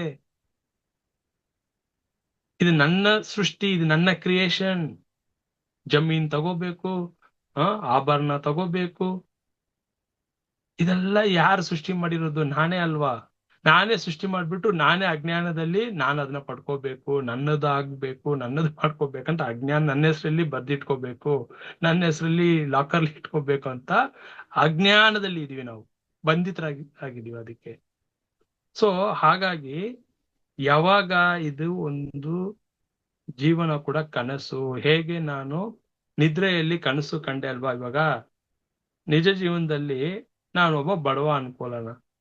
ಕನಸಿನಲ್ಲಿ ನನ್ಗೆ ಮಹಾರಾಜನಾಗಿ ಅಲ್ಲಿ ನಾನು ಭಾವಿಸ್ಕೊಂಡಿದ್ದೀನಿ. ಅಲ್ಲಿ ಮಹಾರಾಜನಾಗಿ ನನಗೆ ಎಲ್ಲ ಒಂದು ಸೇನೆಗಳಿದೆ, ವಜ್ರ ವೈಡೂರ್ಯ ನೋಡ್ತೀನಿ, ಅಲ್ಲಿ ಒಂದು ಅಧಿಕಾರದಲ್ಲಿ ಇದ್ದೀನಿ. ಎಷ್ಟು ನಿಜವಾಗಿ ಅಲ್ಲಿ ಒಂದು ನಾನು ರಾಜನಾಗಿ ನಾನು ಕಂಡೆ ಅಲ್ವಾ ನನ್ನನ್ನು. ಆದ್ರೆ ನಿಜ ಜೀವನದಲ್ಲಿ ಬಡವ ನಾನು. ಬಟ್ ಅಲ್ಲಿ ಎದ್ದಾಗ ಅಯ್ಯೋ ಎಷ್ಟು ಚೆನ್ನಾಗಿತ್ತು ಆ ಪಾತ್ರ, ರಾಜನಾಗಿದ್ದೆ, ನನ್ಗೆ ಸೇವೆ ಮಾಡೋರು ಸೇವಕರು ಇದ್ರು. ಈಗ ಎದ್ದ ತಕ್ಷಣ ನನ್ನ ನಿಜವಾದ ಒಂದು ಗುರುತು ಏನು, ಐಡೆಂಟಿಟಿ, ಓ ನಾನು ಒಬ್ಬ ಬಡವಪ್ಪ ಇಲ್ಲಿ. ಅದು ಕನಸಪ್ಪ, ಕನಸು ಎಷ್ಟು ಚೆನ್ನಾಗಿತ್ತು. ಅದೇ ತರನ ಇಲ್ಲಿ ಈ ಜೀವನ ಏನವು ನಮ್ಮಲ್ಲಿ ಏನೆಲ್ಲ ನಾವು ಇಲ್ಲಿ ಮಾಡ್ತಾ ಇದೀವಲ್ಲ, ನಾನು ಶ್ರೀಮಂತನಾಗ್ಬೇಕು, ಅದು ಮಾಡ್ಬೇಕು, ಇದು ಮಾಡ್ಬೇಕು, ಇದೆಲ್ಲವೂ ಕೂಡ ಒಂದು ಕನಸು. ಅದಕ್ಕೆ ಅವರು ಯೋಗಿಗಳು ಬಂದು ಯಾಕೆ ದುಡ್ಡಿಗಾಗ್ಲಿ, ಆ ಮಣ್ಣಿಗಾಗ್ಲಿ, ಇಲ್ಲ ಹೆಣ್ಣಿಗಾಗ್ಲಿ ಯಾಕೆ ಅವ್ರು ಮುಖ್ಯತ್ವ ಕೊಡ್ತಾ ಇಲ್ಲ ಅಂದ್ರೆ, ಬಿಕಾಸ್ ಅವೆಲ್ಲವೂ ಕನಸು. ಅವ್ರು ಇಂಪಾರ್ಟೆನ್ಸ್ ಕೊಡ್ತಾ ಇರಲಿಲ್ಲ. ನಾವ್ ಎಷ್ಟು ಇಂಪಾರ್ಟೆನ್ಸ್ ಕೊಡ್ತೀವಿ ಹೆಣ್ಣು ಮಣ್ಣು ಹೊಣ್ಣಿಗೆ. ಅರ್ಥ ಮಾಡ್ಕೊಳ್ಳಿ, ನಮ್ಮ ಮನಸ್ಸಿನ ವಿಕಾರಗಳು ಹೇಗಿದೆ ನೋಡಿ. ಆ ಎಷ್ಟು ಮಾಯಾಜಾಲ ತೋರಿಸ್ತಾ ಇದೆ ನೋಡಿ ಮನಸ್ಸು ನಮ್ಮನ್ನ. ಆ ಸತ್ಯವನ್ನು ಮುಚ್ಚಿಟ್ಬಿಟ್ಟು, ಆ ಪರಮಾತ್ಮ ಚೈತನ್ಯ ಶಕ್ತಿ ಮುಚ್ಚಿಟ್ಬಿಟ್ಟು ಅವನ ತಿಳ್ಕೊಳ್ದ ಹಾಗೆ ನಮ್ಮನ್ನ ಭ್ರಮೆ ಮೂಡಿಸ್ತಾ ಇದೆ. ಸೊ ನಾವು ಧ್ಯಾನ ಯಾವ ತರಪ್ಪ ಮಾಡಬೇಕು, ಈ ಮೂಲ ಸತ್ಯವೇ ನಮ್ಗೆ ಅರ್ಥ ಆಗ್ತಿಲ್ಲ. ಅದೇ ಪ್ರಾಬ್ಲಮ್. 99% ಧ್ಯಾನ ಅಂದ್ರೆ ಏನು ಅಂತಾನೆ ಗೊತ್ತಿಲ್ಲ. ಅಂದ್ರೆ ಕಾಪಿ ಪೇಸ್ಟ್, ಇಮಿಟೇಷನ್. ಓ ಇದೇ ಧ್ಯಾನ ಅಂತ ಹೇಳ್ಕೊಟ್ಟೆ. ಯಾಕಂದ್ರೆ ಧ್ಯಾನದಲ್ಲಿ ಹಲವಾರು ಧ್ಯಾನ ಇದೆ, ಸಾವಿರಾರು ವಿಧವಾದ ಟೆಕ್ನಿಕ್ಗಳಿದೆ. ಬಟ್ ಧ್ಯಾನ ಅಂದ್ರೆ ಏನು, ಇದೇ ನನ್ಗೆ ಅರ್ಥ ಆಗ್ತಿಲ್ಲ. ಧ್ಯಾನ ಏನಕ್ಕೆ ಮಾಡ್ಬೇಕು ಗೊತ್ತಿಲ್ಲ. ಧ್ಯಾನ ಅರ್ಥ ಗೊತ್ತಿದ್ರೆ ಆ ಧ್ಯಾನ ಎಂಬ ಅರ್ಥವನ್ನು ಅರಿತು ಆ ಧ್ಯಾನ ಸ್ಥಿತಿಗೆ ಹೋಗುವವನೇ ಯೋಗಿ, ಅವನೇ ಜ್ಞಾನಿ. ಸುಮ್ಮನೆ ನಾನು ಡೈಲಿ 2 ಅವರ್ 1 ಅವರ್ ಬೆಳಿಗ್ಗೆ 1 ಅವರ್ ಮಾಡ್ಬೇಕು, ನೈಟ್ 1 ಅವರ್ ಮಾಡ್ಬೇಕು ಅಂದ್ರೆ ಟೈಮ್ ಪಾಸ್ ಮಾಡ್ತಾ ಇದ್ದೀನಿ ಅಜ್ಞಾನದಲ್ಲಿ ಕಣ್ಮುಚ್ಕೊಂಡು. ಅಲ್ಲಿ ಏನೋ ಒಂದು ನನ್ನ ದೃಶ್ಯಗಳು ಕಾಣುತ್ತವೆ, ಅಲ್ಲಿ ಏನೋ ಒಂದು ಕಲ್ಪನೆ ಮಾಡ್ಕೊಳ್ತೀನಿ ಇಲ್ದೇ ಇರೋದ್ನ. ಇವೆಲ್ಲ ಪ್ರಕೃತಿ ಧ್ಯಾನ. ಅರ್ಥ ಮಾಡ್ಕೊಳ್ಳಿ, ಒಂದು ಪ್ರಕೃತಿ ಧ್ಯಾನ. ಏನು ಪ್ರಕೃತಿ ಧ್ಯಾನ ಅಂದ್ರೆ, ಪ್ರಕೃತಿ ಅಂದ್ರೆ ಏನು, ದೇಹ ಮನಸ್ಸು ಇದೆಲ್ಲ ಇದು ಪ್ರಕೃತಿಗೆ ಸಂಬಂಧಪಟ್ಟಿದ್ದು. ಇನ್ನೊಂದು ಪುರುಷ ಅಂತೀವಿ. ಆ ಪುರುಷ ಅಂದ್ರೆ ಏನು, ಆತ್ಮ, ಅರಿವು, ಅದೇ ನಾನು. ಈಗ ನಾನು ಧ್ಯಾನದಲ್ಲಿ ಪ್ರಕೃತಿಯನ್ನು ಹಿಡ್ಕೊಂಡು ಇದನ್ನ ಕುರಿತು ಚಿಂತನೆ ಮಾಡಿ ಧ್ಯಾನ ಮಾಡ್ಬೇಕಾ ನೋಡಿ. ಇವಾಗ ಸ್ಥಿರ ಸುಖ ಹಾಸನ ಹೀಗಿರ್ಬೇಕು ಹಾಗಿರ್ಬೇಕು ಅಂತೆಲ್ಲ ಬಂದು ನಾವೇನ್ ಮಾಡ್ತಾ ಇದೀವಿ, ಇದು ಯೋಗಕ್ಕೆ ಸಂಬಂಧಪಟ್ಟಿದ್ದು. ಈ ಧ್ಯಾನ ಎಂಬುದು ಯೋಗ, ಇದು ಧ್ಯಾನ ಯೋಗ. ಇದು ಈಗ ಕೂತ್ಕೊಳ್ಳಿ, ಕಣ್ ಮುಚ್ಕೊಳ್ಳಿ, ಉಸಿರನ್ನ ಗಮನಿಸಿ. ಬಟ್ ಏನಕ್ಕೆ ಉಸಿರನ್ನು ಗಮನಿಸ್ಬೇಕು? ಧ್ಯಾನ ಅಂದ್ರೆ ಏನು, ಆಲೋಚನಾ ರಹಿತ ಸ್ಥಿತಿ. ಅಂದ್ರೆ ಆಲೋಚನೆ ಇಲ್ಲದೆ ಇರೋ ಸ್ಥಿತಿ ತಲುಪುವುದೇ ಧ್ಯಾನ. ಬಟ್ ಯಾರು ತಲುಪ್ತಾ ಇದೀವಿ, ಯಾರು ತಲುಪ್ಲಿಕ್ಕೆ ಆಗ್ತಾ ಇದೆ? ಒಂದು ಆಲೋಚನೆನೂ ಇಲ್ಲದ ಹಾಗೆ ಆ ಸ್ಥಿತಿ ಹೇಗೆ ತಲುಪಕ್ ಸಾಧ್ಯ? ಅವ್ರೇನೋ ಪತಂಜಲಿ ಅವರು ಹೇಳ್ಬಿಟ್ಟಿದ್ದಾರೆ, ಯೋಗ ಚಿತ್ತವೃತ್ತಿ ನಿರೋಧ, ನನ್ನಲ್ಲಿ ಮೂಡುವಂತಹ ವೃತ್ತಿಗಳನ್ನು ನಿರೋಧಿಸು ಅಂತ. ಹೇಗೆ ನಮ್ಗೆ ಸಾಧ್ಯ? ಕಣ್ಣು ಮುಚ್ಚದೆ ಇನ್ನ ಜಾಸ್ತಿನೇ ಬರ್ತಾ ಇದೆಲ್ಲ ಆಲೋಚನೆಗಳು. ಅದನ್ನ ನಾವು ಬಲವಂತವಾಗಿ ಅದನ್ನ ನಿಲ್ಸಕ್ಕೂ ಆಗಲ್ಲ, ನಿಯಂತ್ರಿಸಕ್ಕೂ ಆಗಲ್ಲ. ಯಾಕಪ್ಪ ಅಂದ್ರೆ ಇಲ್ಲಿ ನನ್ಗೆ ಏನು, ಅದಕ್ಕೆ ಹೇಳ್ತಾ ಇರೋದು, ಇದು ಪ್ರಕೃತಿ ಧ್ಯಾನ ಮಾಡಕ್ ಹೋದಾಗ ಬಹಳಷ್ಟು ಸಮಯ, ಬಹಳಷ್ಟು ಕಾಲ ತಗೊಳುತ್ತೆ ಇದು. ಯಾಕಂದ್ರೆ ಪ್ರಕೃತಿ ಅಂದ್ರೆ ದೇಹ ಮನಸ್ಸು ಇಟ್ಕೊಂಡೆ ಮಾಡ್ತೀವಲ್ಲ. ಇವಾಗ ಧ್ಯಾನಕ್ಕೆ ಹೀಗೆ ಕೂರ್ಬೇಕು, ಈಗ ದೇಹ ರೆಡಿ ಆಗ್ಬೇಕು, ಸೆಟ್ ಆಗ್ಬೇಕು ಧ್ಯಾನಕ್ಕೆ ಅಂತ ಕೂತ್ಕೊಳ್ತೀವಲ್ಲ. ಮತ್ತೆ ಈ ಮನಸ್ಸು ಇಲ್ಲಿ ಧ್ಯಾನ ಮಾಡ್ತಾರ ಯಾರಪ್ಪ? ಮನಸ್ಸು ತಾನೇ ಧ್ಯಾನಕ್ಕೆ ಕೂರ್ತಾ ಇರೋದು. ಈ ಮನಸ್ಸು ತಾನೇ ಮನಸ್ಸು ಮಾಡ್ಬೇಕು ನಾ ಧ್ಯಾನ ಕೂರ್ಬೇಕು ಅಂತ. ಮತ್ತೆ ಅದು ಸುಮ್ನೆ ಕೂರುತ್ತಾ? ಅದೊಂದು ಗೂಳಿ ತರ ಅದು. ಇವಾಗ ನಂಗೆ ಒಂದು ಗೂಳಿ ಪರಿಚಯನೇ ಇಲ್ಲ, ನಾನೇನ್ ಮಾಡ್ತೀನಿ, ಆ ಗೂಳಿಗೆ ಹೋಗ್ಬಿಟ್ಟು ಮೂಗ್ ದಾರ ಕಟ್ತೀನಿ ಅಂತ ಹೋಗ್ತೀನಿ. ಹೆಂಗಿರತ್ತೆ ನೋಡಿ, ನಮ್ನ ಏನ್ ಮಾಡತ್ತೆ, ಗುದ್ದು ನಮ್ನ ತೆಗ್ದಾಕತ್ತದು. ಅದೇ ಗೂಳಿನ ಚಿಕ್ಕ ವಯಸ್ಸಿಂದ ಅದನ್ನ ನಾನ್ ಸಾಕಿದ್ದಾದ್ರೆ, ಅದಕ್ಕೆ ಟ್ರೈನಿಂಗ್ ಕೊಟ್ಟಿದ್ದಾದ್ರೆ ನನ್ ಮಾತು ಕೇಳುತ್ತೆ. ಅದು ಮೂಗ್ ದಾರನ ಕಟ್ಬಹುದು, ಆ ಅದನ್ನ ಹೆಂಗ್ ಬೇಕಾದ್ರೆ ನಾವು ಕಂಟ್ರೋಲ್ ಮಾಡ್ಬೋದು, ಯಾಕಂದ್ರೆ ಅದ್ರ ಮೂಗ್ದಾರ ನಮ್ ಕೈಯಲ್ಲಿ ಇರುತ್ತೆ. ಹಾಗೆ ನಾವು ಮಾಡ್ತಾ ಇರೋದು, ಮನಸ್ಸಿಗೆ ಟ್ರೈನಿಂಗ್ ಅಭ್ಯಾಸ ಕೊಡದೆ ಅದನ್ನೇನೋ ಕಂಟ್ರೋಲ್ ಮಾಡಕ್ ಹೋಗ್ತೀನಿ, ಅದನ್ನ ಏನೋ ನಾನು ಸ್ಥಿರ ಮಾಡಕ್ ಹೋಗ್ತೀನಿ, ಲಯ ಮಾಡಕ್ ಹೋಗ್ತೀನಿ ಅಂತ ಸಾಹಸ ಮಾಡ್ತಾ ಇರ್ತೀವಿ ಇಲ್ಲಿ. ಯಾಕಂದ್ರೆ ಅವಿವೇಕದಿಂದ. ನೋಡಿ, ಅರ್ಥ ಮಾಡ್ಕೊಳ್ಳಿ. ಈಗ ಈ ಮನಸ್ಸು ಹೇಗೋ ಹಾಗೆ ನನ್ನ ಶ್ವಾಸವೂ ಕೂಡ. ಈ ಮನಸ್ಸು ನಲ್ಲಿ ಸ್ವಲ್ಪ ಅರ್ಥ ಮಾಡ್ಕೊಳ್ಳಿ. ಈಗ ನನ್ಗೆ ಒಂದು ಕೋಪ ಸಿಟ್ಟಲ್ಲಿ ಇದೀನಿ ಅನ್ಕೊಳ್ಳಿ, ಆವಾಗ ನನ್ನ ಶ್ವಾಸ ನೋಡಿ, ಶ್ವಾಸಕ್ರಿಯೆ ಹೆಂಗಿರತ್ತೆ ಅಂತ, ಎಷ್ಟು ವೇಗವಾಗಿ ನಡೀತಾ ಇರತ್ತೆ. ನಾನು ಫುಲ್ ಇವಾಗ ಟೆನ್ಷನ್ ಅಲ್ಲಿ ಇದ್ದೀನಿ, ಅವಾಗ ನನ್ನ ಶ್ವಾಸವನ್ನು ಅಬ್ಸರ್ವ್ ಮಾಡಿ. ಇವಾಗ ನಾನು ಖುಷಿಯಾಗಿದ್ದೀನಪ್ಪ, ಆನಂದವಾಗಿದ್ದೀನಿ, ಪ್ರಶಾಂತವಾಗಿದ್ದೀನಿ, ಅವಾಗ ನನ್ನ ಉಸಿರನ್ನು ಗಮನಿಸಿ. ನನ್ನ ಮನಸ್ಸು ಹೇಗೋ ಹಾಗೆ ನನ್ನ ಶ್ವಾಸವೂ ಕೂಡ. ನನ್ನ ಶ್ವಾಸದ ಈ ಒಂದು ಏನ್ ಹೇಳೋದು, ಈ ವರ್ತನೆ, ಈ ಶ್ವಾಸದ ವರ್ತನೆ ನನ್ನ ಮನಸ್ಸಿಗೆ ಆಧಾರ ಪಟ್ಟಿರತ್ತೆ. ಅದಕ್ಕೆ ಹೇಳ್ತಾ ಇರೋದು, ಅಗತ್ಯ ಮಹರ್ಷಿ ಹೇಳ್ತಾರೆ ಏನು ಅಂತ, ಈ ಮನಸ್ಸು ಸ್ಥಿರ ಆದ್ರೆ, ಲಯ ಆದ್ರೆ ನೀನ್ ಜಪ ಮಾಡೋ ಅವಶ್ಯಕತೆ ಇಲ್ಲ, ನಾನು ಪ್ರಾಣಾಯಾಮ ಮಾಡೋ ಅವಶ್ಯಕತೆ ಇಲ್ಲ. ಅಂದ್ರೆ ಪೂರಕ, ಕುಂಭಕ, ರೇಚಕ, ಈ ಶ್ವಾಸವನ್ನು ಹಿಡಿದಿಟ್ಕೋ, ಇದು ಬೇಕಾಗಿರಲ್ಲ.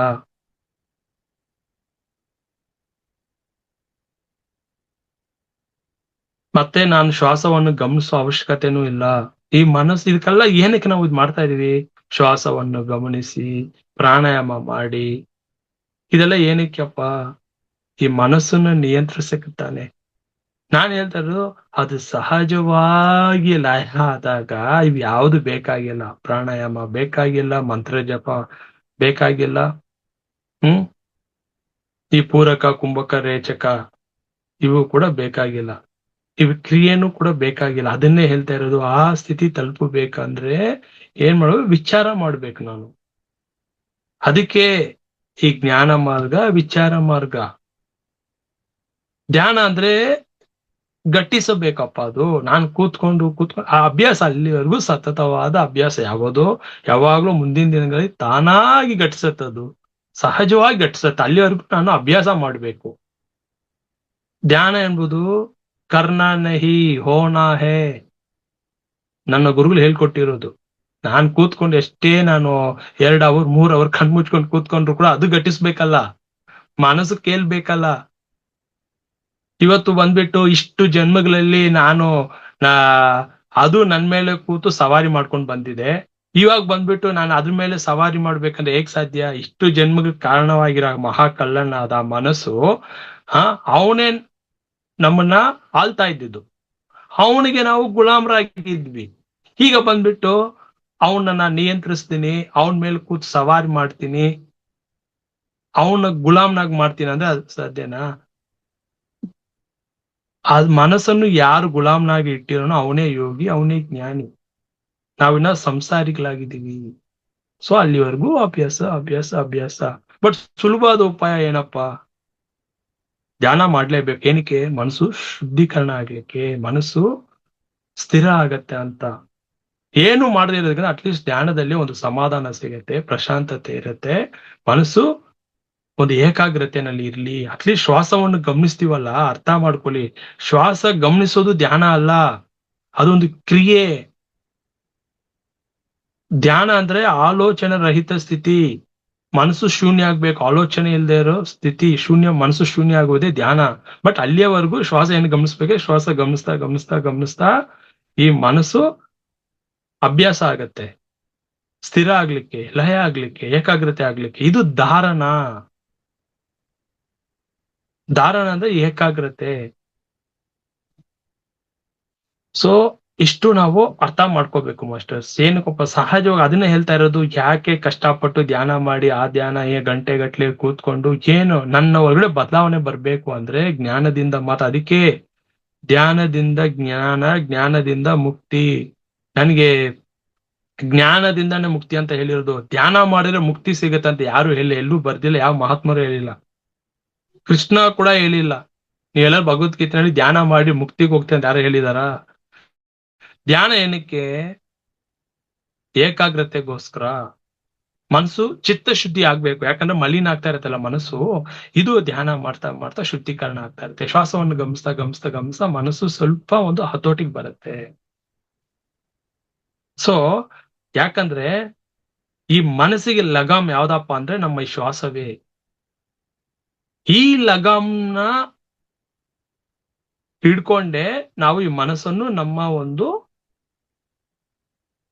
ಕಂಟ್ರೋಲ್ ತರಕ್ಕಾಗೋದು. ಬಟ್ ನಾನೇನ್ ಹೇಳ್ತೀನಿ ಅಂದ್ರೆ, ಇದಕ್ಕೆಲ್ಲ ಮೂಲವಾಗಿರುವ ಶುದ್ಧ ಚೈತನ್ಯವಾದ ಪರಬ್ರಹ್ಮನನ್ನು ತಿಳ್ಕೊಳ್ಳಿ, ಆ ಕರೆಂಟ್ ಅನ್ನ ಹಿಡ್ಕೊಳ್ಳಿ, ಆ ಕರೆಂಟ್ ಅನ್ನ ತಿಳ್ಕೊಳ್ಳಿ. ಈ ಮನಸ್ಸು ಕೂಡ ಜಡ, ಈ ಬುದ್ಧಿಯೂ ಜಡ, ದೇಹವೂ ಜಡ, ಈ ಪಂಚಭೂತಗಳು ಜಡ, ಈ ಪ್ರಾಣ ನಾವೇನ್ ಶ್ವಾಸ ಇದು ಜಡ. ಯಾಕಂದ್ರೆ ನನ್ನ ಈ ಹೃದಯ ಬಡಿತ ಪ್ರತಿಯೊಂದು ಕೂಡ ಸಹಜವಾಗಿ ನಡೀತಾ ಇದೆಯಾ ಅಂದ್ರೆ, ನಾನು ವಿಜಯಕಾಂತ್, ಇವಾಗ ನನ್ ಕಂಟ್ರೋಲ್ ಇದೆಯಾ ಇದು? ಇದು ಪ್ರತಿ ಸೆಕೆಂಡ್ಗೆ ಎಷ್ಟೊತ್ತು ಇದು ಹೃದಯ ಬಡಿತ ಆಗ್ಬೇಕು ಅಂತ, ಮಿಡಿತ ಆಗ್ಬೇಕು ಅಂತ ಇಲ್ಲ.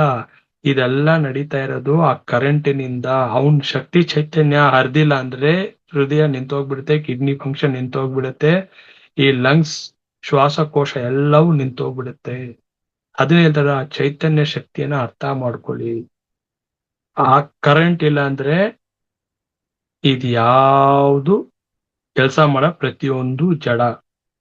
ಸೊ ಈ ಸಹಜ ಸಮಾಧಿ ಅಂದ್ರೆ ನಾನು ಸಹಜವಾಗಿರ್ಬೇಕು ಅಷ್ಟೇನೆ. ಇಲ್ಲಿ ಈಗ ನಾನು ಧ್ಯಾನದಲ್ಲಿ ಎಷ್ಟು ಆನಂದವಾಗಿರ್ತೀನಲ್ಲಪ್ಪ, ಅಲ್ಲಿ ಹೋದಾಗ ಈ ವ್ಯವಹಾರ ಈ ಸ್ವಲ್ಪ ಹೊತ್ತು ಕಣ್ಮುಚ್ಕೊಂಡು ಕೂತ್ಕೊಂಡ್ ಬಿಡೋಣ, ಸೊ ಟೆನ್ಷನ್ ಆಗಿದೆ, ಈ ಪ್ರಪಂಚ ಬೇಡ ಇವಾಗ, ಯಾವುದು ಬೇಡ, ಸ್ವಲ್ಪ ನನ್ನ ಜೊತೆ ಇರ್ಬೇಕು, ನನ್ನ ಸ್ವಸ್ವರೂಪವಾದ ಅರಿವಿನ ಜೊತೆ ಇರ್ಬೇಕು ಅಂತ ಕೂತ್ಕೊಳ್ತೀವಲ್ಲ, ಅದ್ರ ಹೆಸರೇ ಆತ್ಮ ಧ್ಯಾನ. ನಾವೇನ್ ಮಾಡ್ತಾ ಇದೀವಿ ಅಜ್ಞಾನದಲ್ಲಿ? ಪ್ರಕೃತಿ ಧ್ಯಾನ ಮಾಡ್ತಾ ಇದೀವಿ. ಒಂದು ಅನುಭವ ಬಂದ್ಬಿಡುತ್ತೆ, ಪಾಸ್ಟ್ ಲೈಫ್ ನೋಡ್ಕೋಬೇಕು, ಒಂದು ಏನೋ ಅಸ್ಟ್ರಲ್ ಟ್ರಾವೆಲ್ ಮಾಡ್ಕೋಬೇಕು, ಅದು ಕಾಣ್ಬೇಕು, ಇದು ಕಾಣ್ಬೇಕು. ಅರ್ಥ ಮಾಡ್ಕೊಳ್ಳಿ, ಯಾವುದೇ ದೇವರು ಕಂಡರೂ ಕೂಡ ಎಲ್ಲವೂ ಕೂಡ ಈ ಭೌತಿಕ ಕಣ್ಣಿನಿಂದ ಆಗ್ಲಿ, ಇಲ್ಲ ಧ್ಯಾನದಲ್ಲಿ ಮನಸ್ಸು ತಾನೇ ಕಾಣ್ತಾ ಇರೋದು ಆ ದೃಶ್ಯಗಳನ್ನು. ಕೃಷ್ಣ ಕಂಡ್ರು, ಸಾಯಿಬಾಬಾ ಕಂಡ್ರು, ಅವ್ರು ಕಂಡ್ರು, ಇವ್ರು ಕಂಡ್ರು, ಪ್ರತಿಯೊಬ್ರು ಯಾರೇ ಕಂಡ್ರು ಅವೆಲ್ಲವೂ ಕೂಡ ಕನಸು, ಅಸತ್ಯ. ಯಾಕಂದ್ರೆ ಆ ಶುದ್ಧ ಪರಬ್ರಹ್ಮನ್ ಆ ಶುದ್ಧ ಪರಬ್ರಹ್ಮನಾದ ಆ ಪರಮಾತ್ಮ ನಿರಾಕಾರ ಅಂತೀವಿ.